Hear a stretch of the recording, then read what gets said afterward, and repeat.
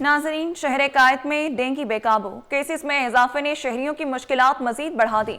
अस्पतालों में डेंगू के मरीजों की आमद में इजाफा हो गया। शहरियों का कहना है कि अगर बर वक्त सफाई सुथराई का इंतजाम किया जाए तो बीमारी से बचा जा सकता है। शहरियों का मजीद क्या कहना था, आइए जानते हैं। डेंगू के बहुत असरात हो रहे हैं, इसके ऊपर स्प्रे होनी चाहिए। बहुत मरीज हो रहे हैं डेंगू के, लिहाजा गवर्नमेंट रिक्वायर्ड है कि इनको कुछ ख्याल करें। डेंगू के बहुत मरीज आ रहे हैं, इनको चाहिए कि स्प्रे वगैरह करें। गवर्नमेंट से अपील है। हॉस्पिटल बनी हुई है, बस ये है कि सफाई का ख्याल रखें। सफाई इस तरह से हो नहीं रही जिस तरह होनी चाहिए। शहर को साफ सुथरा रखना चाहिए। महंगाई का राज बरकरार, बचत बाजारों में सब्जी और फलों के निर्ख आवाम की पहुंच से दूर। टमाटर 80 रुपए किलो में दस्तयाब है। प्याज बचत बाजार में 150 रुपए किलो तक फरोख्त की जा रही है। तफसीलात बता रहे हैं वसीम इफ्तिखार। जी वसीम, बताइएगा। आज बिल्कुल बचत बाज़ारों के क़याम का मकसद ये था कि आवाम को महंगाई से रिलीफ दिया जाए और किसी हद तक बचत फराहम की जाए। लेकिन बचत बाज़ारों का ये मकसद अब जो है वो फौत हो चुका है। बिलखुसूस अगर हम बात करें सब्ज़ी और फ्रूट के हवाले से, तो हमने ख़ुद इसका सर और यहाँ पर सरकारी कीमतें या सरकारी फ़हरिस्त कहीं तो आवेज़ हैं और कहीं कहीं है भी नहीं। और इसके साथ साथ वाज़े फ़र्क जो है वो सब्ज़ियों की जो बचत बाज़ार की सरकारी कीमतें और बिलखुसूस बचत बाज़ार के अंदर की जो कीमतें उसमें वाज़े फ़र्क देखने में आ रहा है। इस वक्त मेरे साथ एक शहरी मौजूद हैं जो कि हर हफ्ते बचत बाज़ार आते हैं और जो इनके पास सरकारी लिस्ट भी होती है और सरकारी लिस्ट के मुताबिक आप सब्जियां या फ्रूट खरीदने को तरजीह देते हैं। आप क्या अंदाज़ा लगाते हैं कि कितना फ़र्क है यहाँ पर और कितनी मुश्किलात पेश आती है एक आम शहरी को? देखिए जी, जो लिस्ट हमारे पास भैया आई है, और ये ख़ास तौर पर सब्ज़ी की भी बात करूँ तो सब्ज़ी में तकरीबन इन्होंने प्राइसेस जो हैं काफ़ी ज़्यादा इंक्रीज़ कर दी हैं जो लिस्ट के मुताबिक। और इसके अलावा लिस्ट में मुताबिक जो लोग बेच लेते हैं आके यहाँ पे वो मुश्किल से 2% लोग जो लिस्ट के मुताबिक जिनको दिया था, बाकी लोगों 98% लोगों को लिस्ट के मुताबिक नहीं दी जाती सामान। इस सिलसिले में अगर हम जाएँ, बहुत सारे आइटम हैं, जिस तरह प्याज है, बाकी चीज़ें हैं, आलू है और तमाम दीगर चीज़ें हैं, उन सब में प्राइसेस इतनी ऊपर चली गई हैं और यह मनमानी है, कोई सुनने वाला नहीं है, कुछ नहीं है। मैंने ये देखा है कि आप जो है वो काफ़ी क्या कहते हैं कीमतों को जो है वो तोलते हैं और उसके बाद सरकारी कीमत पर कोशिश करते हैं ख़रीदने के। तो आप ये बताएं कि सब्ज़ी और फ्रूट की कीमतों में सरकारी कीमतों के मुताबिक यहाँ पे जो कीमतें कितना फ़र्क है? सरकारी कीमतों के मुताबिक जो यहाँ पे लोग डिलीवर कर रहे हैं सब फ्रूट तो तकरीबन 100% का फ़र्क है। लोगों से 100% एक्स्ट्रा चार्ज कर रहे हैं लिस्ट के अलावा। और दूसरी बात सबसे बड़ी चीज़ ये जो क्वालिटी है, वो क्वालिटी इन्होंने एक क्वालिटी बेच रहे हैं, लेकिन वो एक क्वालिटी सी क्वालिटी मटेरियल। अगर हम बाजार से कंपेयर करें, बाकी जगहों से कंपेयर करें, तो यहाँ पे सी क्वालिटी मटेरियल बेचा जा रहा है लिस्ट के मुताबिक। वो एक क्वालिटी दी हुई है, लेकिन वो एक देते हैं, सी क्वालिटी देते हैं। और इसी तरह सब्जी के अंदर भी यही सूरत हाल है। कोई सुनवाई नहीं है यहाँ पे, कोई पूछने वाला नहीं है, कोई इन पे एक्शन लेने वाला नहीं है। यहाँ पे इंतज़ामिया का भी जो कैंप है, तो आप लोग इंतज़ामिया से अगर शिकायत करते हैं तो उनका क्या रिस्पॉन्स आता है? क्या वो आपको रिलीफ दिलाते हैं? देखिए जी, इंतजामिया को मैं हर दफ़ा उनको बुलाता हूँ जहाँ मुझे दरपेश होती है मुश्किलात, और जहाँ वो मेरी बात नहीं सुनते वहाँ मुझे बुलाना पड़ता है, लेकिन कोई ख़ास फ़र्क नज़र नहीं आती। वो आधे घंटे के लिए 1 घंटे के उनको तराजू उठा लेते हैं, उसके बाद उनको तराजू वापस दे देते हैं। तो लेकिन इससे जो मसला है वो हल नहीं हो पा रहा अभी तक। तो आपकी नज़र में कैसे मसला हल हो सकता है? सरकारी हल ये है कि जो इनकी विजिलेंस की टीम यहाँ बैठी हुई है, जो चेकिंग वाली टीम है, उसको बहुत ज़्यादा इफेक्टिव होना चाहिए यहाँ पे। और वो उसकी कोई रोल नहीं है इफेक्टिव होने का। वो कहते हैं जी आप देख लें, कोशिश कर लें। और बहुत सारे आइटम ऐसे हैं जो कि ऊपर रखे हुए बेचने के लिए रेट लिस्ट, वो अपनी मर्जी से दोगुना कीमत में बेच रहे हैं। खासतौर पे मैं फ्रूट का जिक्र करूँ, फ्रूट में तो 100% चीज़ें बहुत ज़्यादा फ़र्क है, बहुत ज़्यादा थर्ड क्लास चीज़ें यहाँ बेचते हैं। जी बिल्कुल तफसीली गुफ्तगू ही। और इनका ये कहना है कि दर्जे अव्वल की तो कीमतें ली जा रही हैं, लेकिन जो मयार है वो दर्जा स्वयं का, यानी कि सी कैटेगरी की जो है वो सब्ज़ी और फ्रूट बिलखुसूस यहाँ पर दस्तयाब हैं। और इसके साथ साथ फ्रूट पे इनका ये कहना है कि 100% के करीब जो है वो फ़र्क है। और इसी के साथ साथ सब्ज़ी की कीमतों में भी वाज़ेह फ़र्क है। और बिलखुसूस मैं आपको बात बताना चाहूँगा अदरक के हवाले से। तो अदरक की यहाँ पर जो कीमतें हैं, जो सरकारी वो है तकरीबन 450 रुपये, लेकिन यहाँ बचत बाज़ार में जो अदरक फ़रोख्त हो रही है वो तकरीबन 600 रुपये किलो तक पर फ़र्क हो रही है। अदरक और लहसुन की ख़ास बात यह है कि अदरक और लहसुन जो है वो बैंकॉक और चाइना से इंपोर्ट होकर पाकिस्तान आता है। इसकी काश्त, इसकी फसल पाकिस्तान में नहीं होती, तो इंपोर्ट हो क्या आता है, जो डॉलर की प्राइसेस है उसका फ़र्क होता है, लेकिन तमाम तर चीज़ों का फ़ायदा उठाते हुए जो मुनाफाखोर हैं, चाहे वो बचत बाज़ारों के अंदर हों या रिटेल मार्केट के अंदर हों, वो मनमानी करते हैं और उनको रोकने वाला कोई भी नज़र नहीं होता। इसके साथ साथ ज़िला इंतज़ामिया हो या फिर बचत बाज़ार की इंतज़ामिया हो, वो खामोश तमाशाई बनी हुई होती है या फिर नुमाइशी जो है वो एक्शन करते हैं, खातिर ख्वाह एक्शन जो है वो नज़र नहीं आता। जो हमारे साथ ये शहरी मौजूद हैं, ये बिलखुसूस हर हफ्ते आते हैं, सरकारी जो रेट लिस्ट है वो हासिल करते हैं और उसके बाद फिर कंपैरिजन करने के बाद फिर ये कोशिश करते हैं, बार्गेनिंग करते हैं कि जो सरकारी रेट लिस्ट है उसके मुताबिक यहाँ पर इनको सब्जी हो या फिर फ्रूट हो वो मिल सके। जी, कीमतों के हवाले से अपडेट करे थे वसीम इफ्तिखार, बहुत शुक्रिया अपडेट करने के लिए।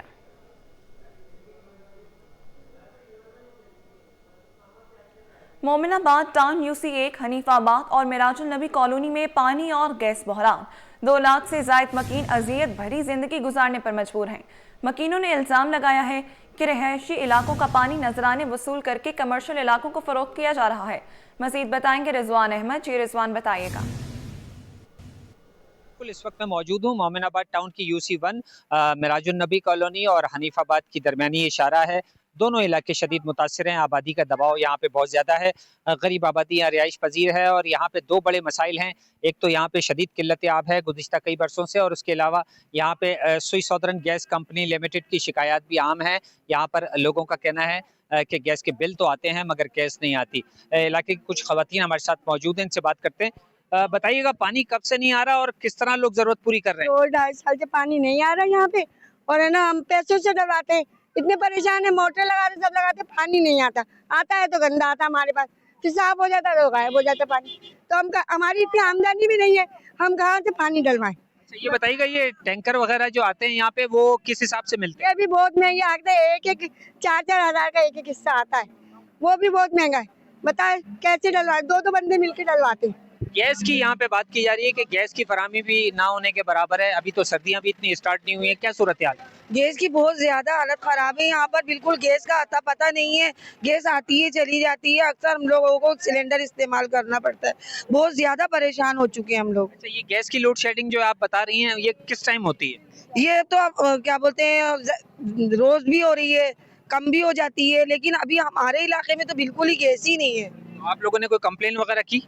कंप्लेन करते हैं, उसके बावजूद भी गैस का कुछ पता नहीं होता। बिल्कुल, 2 बुनियादी ज़रूरत की चीज़ें और दोनों से महरूम है। यहाँ पे सुई गैस की जो शिकायत हैं वो भी आम है कि यहाँ पे चूल्हों में गैस नहीं आ रही है, और इसके साथ साथ शदीद किल्लत आब है। बताया जाता है कि तकरीबन 3 बरस हो चुके हैं इन दोनों आबादियों में जो है वो पानी फराम नहीं किया जा रहा है। फौरी तौर पर मुतालबा किया जा रहा है कि इस मसले को हल किया जाए ताकि यहाँ की आवाम जो है वो अपना पैसा और सेहत दोनों को बचा सके। जी, कराची में LPG 40 से 50 रुपए फी किलो महंगी फरोख्त। ओगरा नेट 201 रुपए मुकर्रर, मगर मार्केट में 230 से 250 रुपए वसूल। शहरियों ने हुकूमत से कीमतों पर अमल दरामद का मुतालबा कर दिया। काविश मेमन से तफसीलात जानते हैं। जी काविश, आगाह कीजिएगा। जी बिल्कुल, देखें शहर कायद में एक जानिब जहां गैस बहरान है, वहीं दूसरी जानिब देख रहे हैं LPG जो मुतबादिल के तौर पर इस्तेमाल की जाती है वो भी इस वक्त ओगरा के जो मुकर्रर करदा नर्क हैं उससे महंगे दामों फरोख्त हो रही है। और अचंभे की बात यह है कि शहर में किसी भी इलाके में कोई एक रेट मुकर्रर नहीं है। कहीं LPG 230, कहीं 240 और कहीं 250 रुपये फ़ी किलो तक भी फ़रोख्त हो रही है। मेरे साथ शहरी मौजूद हैं, उनसे बात करते हैं। बताइएगा, हर इलाके में LPG का अलग रेट? LPG का कहीं 240 रुपये चल रहा है, कहीं 230 चल रहा है, कहीं 250 रुपये चल रहा है। अब हुकूमत वक्त जो सोई हुई है उनको कोई मालूमात नहीं है क्या हो रहा है क्या नहीं हो रहा।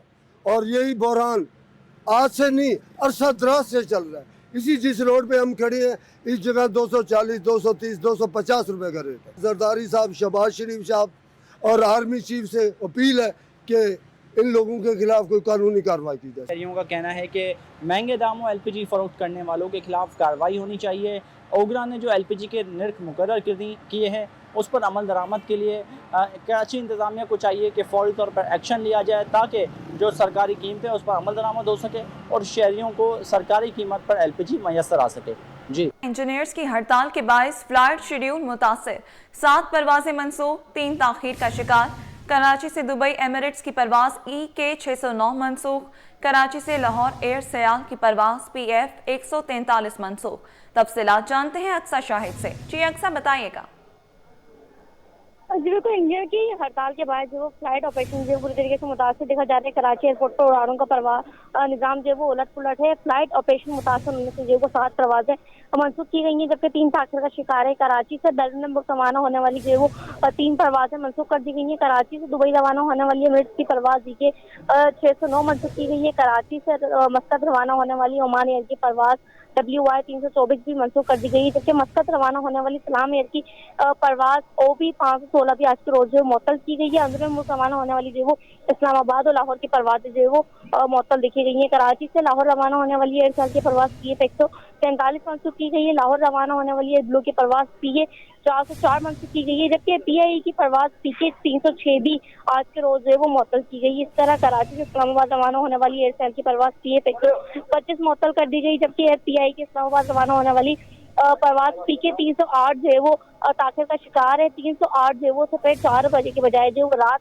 11 बजे कराची से जो वो रवाना होगी। कराची से मुल्तान रवाना होने वाली PI की परवाज PK 330 दोपहर 2 के बजाय जो वो 3 बजे रवाना होगी, जबकि एयर ब्लू के इस्लामाबाद रवाना होने वाली परवाज PA 200 दोपहर 1 के बजाय जो वो 3 बजे रवाना होगी। जी ठीक है अक्सा, बहुत शुक्रिया अपडेट करने के लिए, साथ रहिएगा। तो दूसरी जानिब रेलवे का पहिया सुस्त, मुसाफिरों की मुश्किलात में इजाफा। 2 ट्रेनें मुअत्तल, 3 ताखीर का शिकार। मुसाफिरों को दीगर ट्रेनों में एडजस्ट किया जाएगा। तफसीलात बता रही हैं अक्सा शाहिद। जी अक्सा, बताइएगा ताखीर की क्या वजूहात हैं? जी बिल्कुल, गुज़िश्ता 2 माह से जो है वो ट्रेनों के ताख़िर का सिलसिला जो है वो देखा जा रहा है, और ये सिलसिला जो है वो कुछ ट्रेनों में जो वो देखा जाता है। रोज़ाना की बुनियाद पे जो है वो ट्रेनों के मुअत्तली का सिलसिला भी सामने आ रहा है। रोज़ाना की बुनियाद पे 2 से 3 ट्रेनें जो है वो लाजमी मुअत्तल की जा रही होती है। रेलवे ज़राए के मुताबिक ये पता चलता है कि कोचेस जो है वो सैलाब की सूरत हाल के बायस से वो ख़राब हुई हैं, जिसकी वजह से कोचेस की कमी जो है वो देखी जा रही है। आज भी कराची से कोयटा रवाना होने वाली जो है बुलान मिल को जो है मनसूख कर दिया गया है, जबकि कराची से लाहौर रवाना होने वाली शाह हुसैन एक्सप्रेस भी जो है वो रोज़ाना की बुनियाद पर मुअत्तल देखी जा रही है। 2 ट्रेनें मनसूख होने के साथ साथ जो वो 3 ट्रेनें ताखिर का शिकार है। कराची से रावलपिंडी रवाना होने वाली पाकिस्तान एक्सप्रेस 2 घंटे ताखिर के बाद जो वो कराची कैंट स्टेशन से रावलपिंडी के लिए जो वो 4 बजे रवाना होगी, जबकि कराची से लाहौर रवाना होने वाली पाक विजिट एक्सप्रेस 1 नहीं 2 नहीं बल्कि 4 घंटे ताखिर का शिकार है। 4 बजे रवाना होने वाली पाक विजिट एक्सप्रेस जो वो रात 8 बजे कराची कैंट स्टेशन से रवाना होगी। इसी तरह मिल्लत एक्सप्रेस भी जो वो 1 घंटे ताखिर का शिकार देखी जा रही है, जो 5 बजे के बजाय जो है वो शाम 6 बजे कराची कैंट स्टेशन से रवाना होगी। ट्रेनों की बहाली जो है वो अपने अपने ट्रैक पर कर दी गई है। खानेवाल फैसलाबाद सरगोदा का ट्रैक जो है वो खोल दिया गया है, जिसकी वजह से कुछ ट्रेनों में जो वो ताखिर देखी जा रही थी वो जो है वो काफ़ी हद तक कम देखी जा रही है। लेकिन जो ट्रेनों की रफ्तार है वो भी जो 50 से 55 की स्पीड पर जो चलाई जा रही है, जिसकी वजह से जो मुख्तलिफ ट्रेनें ताखिर का शिकार देखी जा रही हैं। जी अच्छा अक्सा, ये भी बताइएगा कि कितने लोगों को जो है वो मुश्किलात का सामना करना पड़ता है रोज़ की बुनियाद पर इस वजह से? जी बिल्कुल, एक ट्रेन में कम से कम जो है वो 800 से 900 मुसाफिर जो है वो सफ़र करते हैं, और 16 से 15 कोचेस पर मुश्तमिल जो है वो एक ट्रेन होती है। जब ट्रेन ताखिर का शिकार होती है, और जैसे कि हम देख रहे हैं कि आज ट्रेनें 2 से 4 घंटे ताखिर का शिकार है, तो मुसाफिरों को जो है बड़ी मुश्किलात का सामना होता है। मुसाफिरों का ये कहना होता है कि जो ट्रेन का खाना हम सफ़र के लिए रख के लेकर आते हैं कहीं स्टेशन पर, लेकिन जब 4 घंटे का तवील इंतज़ार होता है ट्रेन में ताखिर देखी जाती है, तो वो जो खाना है वो हमें यकीनी तौर पर जो है वो स्टेशन पर खाना पड़ जाता है। और जबकि रेलवे की जानिब जो है वो अभी मुसाफिरों को इन्फॉर्म करने को कोई ऐसा खास सिस्टम जो है वो बनाया नहीं गया है। बाज़ का जो है वो मुसाफिरों को जो है वो मैसेज पहुंच जाता है, बाज़ वक्त जो है वो IT डिपार्टमेंट की जानिब से जो है वो मैसेज जो है वो कन्वे नहीं किया जाता, जिसकी वजह से मुसाफिर शिकवा करते हैं कि हम घंटों पे लाके जो है वो अपने मुकर्रर वक्त पे बैठ जाते हैं, लेकिन ट्रेन आके पता चलता है कि 4 से 5 घंटे ताखिर का शिकार, जिसकी वजह से मुसाफिर यहाँ पर परेशान होते हैं। जिनके साथ बच्चे होते हैं उनको काफ़ी मुश्किलात का सामना होता है। बच्चे जो है वो तंग करने लगते हैं, एक ही जगह पर प्लेटफॉर्म पर जो है वो भागम दौड़ करने लगते हैं, और जो खासतौर पर रश है वो बहुत ज़्यादा बढ़ जाता है। और हम देख रहे हैं कि बड़ी तादाद में जो कराची कैंट स्टेशन पे जो वो चेयर्स लगा दी गई हैं, पर चूंकि एक लिमिटेड जगह है और मुसाफिरों की तादाद जो है वो बहुत ज़्यादा है, और ट्रेनें बैक टू बैक जब लेट होती हैं तो यकीनी तौर पर जो वो रश इतना ज़्यादा होता है कि परेशानी का सामना जो है मुसाफिरों को देखना पड़ता है।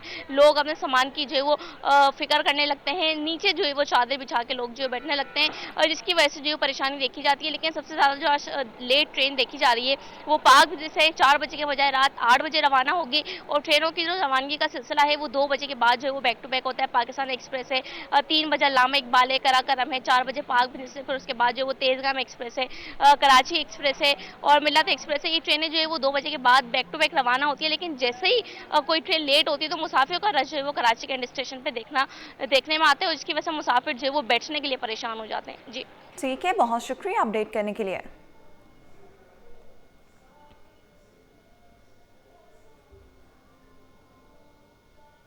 छुट्टी के रोज शहरियों ने घरों से निकलकर नाश्ता पॉइंट्स का रुख किया। महमूदाबाद में वाक़े हलवा पूरी की दुकान पर शहरियों का रश देखने को मिला। कोई हलवा पूरी से लुत्फानंदोज हुआ तो कोई कचौरी और पराठे का मजा लेता दिखाई दिया। दुकान पर चिकन कचौरी, बीफ कचौरी और गर्मा गर्म पराठे भी दस्तयाब हैं। शहरी लाइनों में लगकर अपनी बारी का इंतजार करते रहे। मजीद तफसीलात जानते हैं अक्सा शेख से। जी अक्सा, बताइएगा। आज बिल्कुल छुट्टी का रोज़ हो और गर्मा गर्म हलवा पूरी का नाश्ता ना हो तो ऐसा तो हो नहीं सकता। जैसे ही इतवार आता है तो शहर कायद के बासी चाहे गर्मी हो या सर्दी हो, मौसम को खातिर ख्वाह लाकर हलवा पूरी का गर्मा गर्म नाश्ता करने के लिए ज़रूर बाहर आते हैं। मैं इस वक्त मौजूद हूँ महमूदाबाद की हलवा पूरी दुकान पर। आप मेरे कप में देख सकते हैं कि यहाँ पर किस तरीके से जो हलवा पूरी को तैयार किया जा रहा है।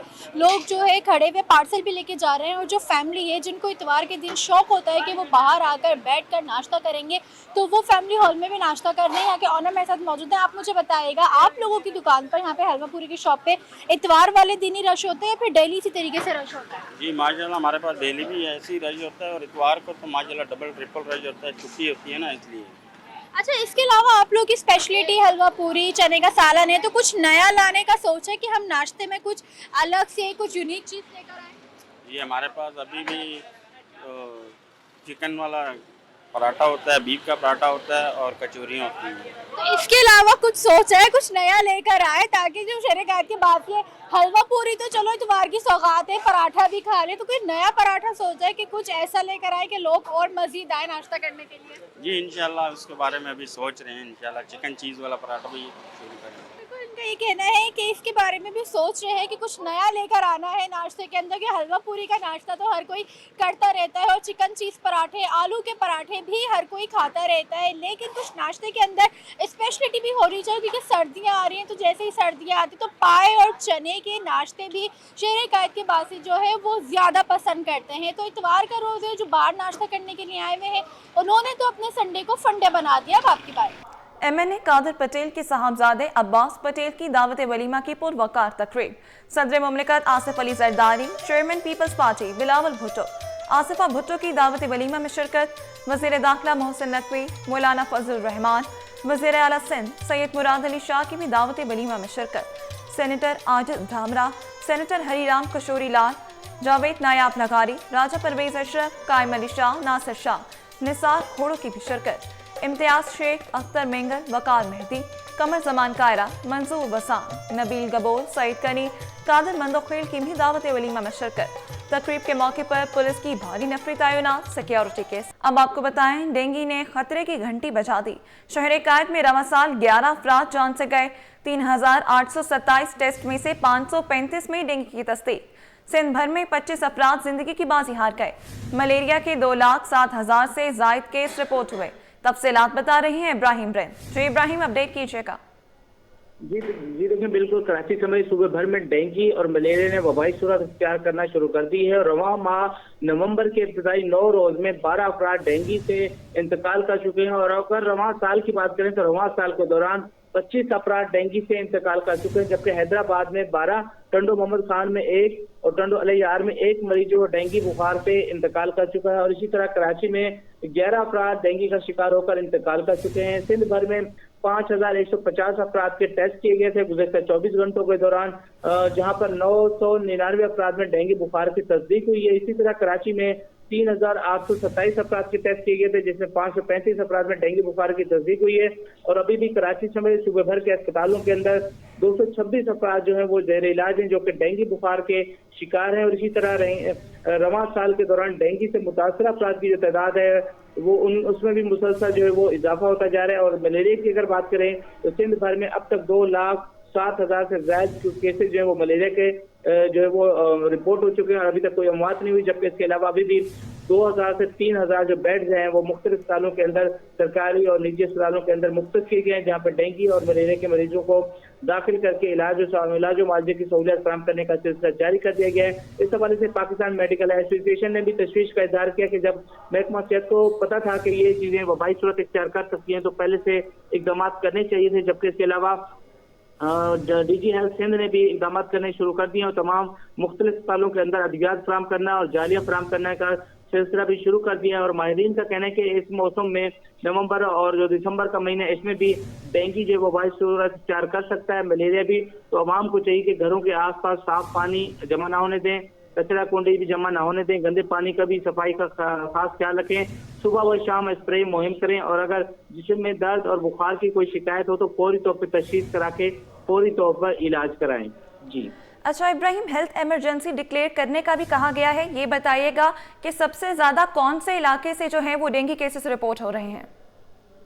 जी देखिए, बिल्कुल पाकिस्तान मेडिकल एसोसिएशन ने हुकूमत सिंध और महकमा सेहत से फौरी तौर पर मुतालबा कर दिया है कि फौरी तौर पे इमरजेंसी नाफिज की जाए, क्योंकि रवां माह के इब्तदाई 9 रोज के दौरान जो है वो 12 अफराद डेंगू का शिकार होकर इंतकाल कर चुके हैं। इन 9 दिन में 12 अफराद इंतकाल कर चुके हैं और जबकि रोजाना की बुनियादों पे सैकड़ों अफराद के टेस्ट किए जा रहे हैं, जिसमें से दर्जनों अफराद डेंगू का शिकार हो रहे हैं। तो इस हवाले से PMA ने इमरजेंसी डिक्लेयर करने की हिदायत कर दी है, क्योंकि उनका कहना है कि ये जो डेंगू और मलेरिया है ये कोई वबाई सूरत इख्तियार कर सकता है, तो इससे पहले ये काबिल कंट्रोल है। लेकिन हुकूमत ने पहले से स्प्रे मुहिम नहीं की, अद्वियात के हवाले से इंतजाम नहीं किए। ये मच्छर जो है वो स्प्रे से खात्मा हो सकता है, सफाई सुथराई करके और जो मुतलका इदारे हैं उनके ताउन से वहां पर बेहतर इंतजाम किए जा सकते थे, लेकिन हुकूमत ने गफलत की और इस हवाले से जब अब वबाई सूरत इख्तियार करता जा रहा है डेंगू, तो इस दौरान अब जो है हुकूमत को होश आ रहा है। तो इस हवाले से अभी जारी ठीक है इब्राहिम, बहुत शुक्रिया अपडेट करने के लिए। अभी आप हमारे साथ रहिएगा। इसी पर मजीद बात करने के लिए हमें ज्वाइन किया है secretary general PMA centre doctor Abdul Ghafoor Shoro साहब ने। सर बहुत शुक्रिया आपके वक्त का। बताइएगा कि PMA की जानिब से इमरजेंसी नाफिज कर दी गई है, क्या सूरत हाल है इस वक्त बेड्स की और हॉस्पिटल्स की क्या सूरत हाल है? बहुत शुक्रिया आपका। PMA की तरफ से कोई इमरजेंसी नाफिज नहीं है, लेकिन PMA ने एक रिक्वेस्ट की है गवर्नमेंट ऑफ सिंध को कि सूरत हाल इतनी संगीन हो गई है कि अब इमरजेंसी नाफिज होनी चाहिए और करनी चाहिए। लेकिन बदकिस्मती ये है कि पहले तो जो काम करना चाहिए था गवर्नमेंट को वो नहीं किया, अब जो दूसरा काम करना चाहिए था उसमें भी बहुत सारे जो डिले हो रहा है। अच्छा, तो मसाइल बढ़ रहे हैं जी। अच्छा, हॉस्पिटल्स की सूरत हाल के हवाले से भी बताइएगा, कितने बेड्स जो हैं वो मुख्तस किए गए हैं पब्लिक और प्राइवेट सेक्टर में? देखिए ये तो कह नहीं सकते पब्लिक कितना करे, प्राइवेट वाले तो अपनी मर्जी से करते हैं ना, वो थोड़ी आपके गवर्नमेंट के कहने पे आपके हॉस्पिटल खाली करके दे देंगे। क्या ये इशू जो है ना वो रिजॉल्व पब्लिक सेक्टर में होने चाहिए, गवर्नमेंट सेक्टर में होना चाहिए। क्या करना है क्या, अगर आप देखें वो कहते हैं ना prevention is the better than cure, आप इस बीमारी को ही नहीं होने देते तो शायद इतने मसाइल खड़े नहीं होते। अब जो भी गवर्नमेंट की गफलत है, जो भी वजूहात हैं, उसके बाद जो बर्डन आता है हॉस्पिटल्स पे आता है और डॉक्टर्स पे आता है, परेशान बेचारे डॉक्टर्स होते हैं। गलती किसी और की होती है, भुगतना किसी और को पड़ता है। तो बेसिकली असल में जो प्रिवेंशन का इनका एक बहुत ही इम्पोर्टेंट जो हमारा सेक्टर जो रखा गया है कि सारे इन बीमारियों को बचाने के लिए फ्यूमिगेशन करनी है, सफाई सुथराई करनी है, ये करना है, वो करना है, अवेयरनेस के सेशन देना, वो सारे हो ही नहीं। जब होंगे नहीं तो हम हमेशा तभी जागते हैं जब कोई आके हमारे सर पे हथौड़ा मारता है। जब हथौड़ा मारता है उसके बाद ही हमें जो ना वो ये पता चलता है कि भाई कुछ हो गया है। तो बड़ी बदकिस्मती है कि गवर्नमेंट के फेलियर की वजह से लोग बेचारे मर रहे हैं, जानों से जा रहे हैं। वो ऐसी बीमारी है जिसको बचाया जा सकता था, जिससे लोग बच सकते थे। अच्छा, ये भी बताइएगा कि अमवात की शरह कितनी है इस साल और सेहतयाबी की शरह क्या है? देखिए पाकिस्तान की जो WHO के, क्योंकि हम तो पहली बात ये है कि हमें अभी तक पता नहीं है कि डेटा क्या है। डेटा हमें जो गवर्नमेंट देती है वो टिप ऑफ द आइसबर्ग होता है, जो ऊपर फ्लोट कर रहा था। कुछ लोग जो आपके मीडिया की नजर में आ जाते हैं या किसी और एजेंसी के नजर में आ जाते हैं, उनको देते हैं। बाकी जो लोग मर रहे हैं उनका किसी को कुछ पता नहीं है। तो डेटा तो मुझे लगता नहीं है कि कोई इतना ही होगा, लेकिन जो कंपैरिजन है वर्ल्ड वाइड जो है वो 0.11 जो है वर्ल्ड वाइड का है और हमारा जो है वो तकरीबन 0.5 है। यानी आप अंदाजा लगाएं कि हम 5 गुना उनसे ज्यादा हैं। ठीक है सर, बहुत शुक्रिया आपके वक्त का। अभी आप हमारे साथ ही रहिएगा। इसी पर हमें ज्वाइन किया है deputy director general VBD doctor Mushtaq Ahmed Shah ने। सर बहुत शुक्रिया आपके वक्त का। बताइएगा, कराची में डेंगू के वार जारी हैं, क्या इंतजाम किए गए हैं? अस्सलाम वालेकुम। असल में मैं आपको बताता चलूँ, मेरा नाम डॉक्टर मुश्ताक सैयद है। मैं प्रोविंशियल हेड हूँ मलेरिया और डेंगू के हवाले से।